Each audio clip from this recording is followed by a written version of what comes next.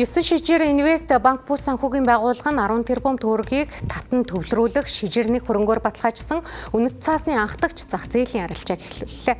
Энэхүү үнэт цаасыг 19% хүүтэй 24 сарын хугацаатай удирдал тутам хүүгийн төлөлттэйгээр Монголын өрөнгийн биржээр арилжаалах юм байна.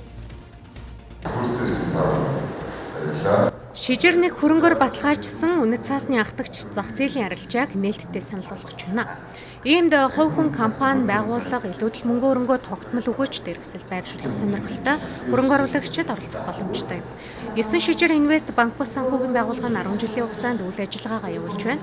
Иймээс туршлагатай, найдвартай тус байгууллагын үнэт цаасыг сонгосноор үүсэх эрсдэл багтайг хэлж байна. За өнөөдөр манай компани хөрөнгөөр баталгаажсан үнэт цаасаа одоо анх удаа гаргаж байна. Энэ болохоор иргэдэд нээлттэй бүх иргэд худалдаж авах боломжтой.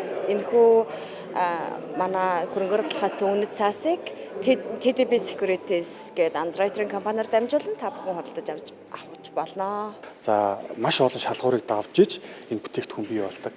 За одоо хөндлөнгийн хуулийн фирмийн шалгалт за хяналт болон аудитын фирмийн хяналт.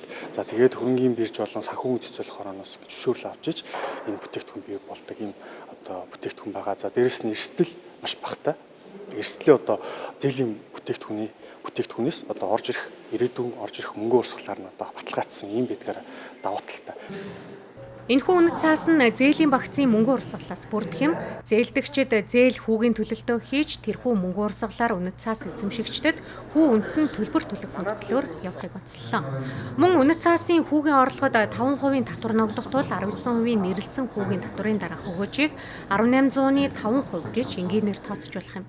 За тухайлбал хувь хүн 10 сая төгрөгийн хөрөнгө оруулалт оруулахад жилийн хүн сая 900 мянган төгрөг болох юм. За үүнээс орлогын татвар хасагдаад сая 805 мянган төгрөгийн өгөөжтэй байна.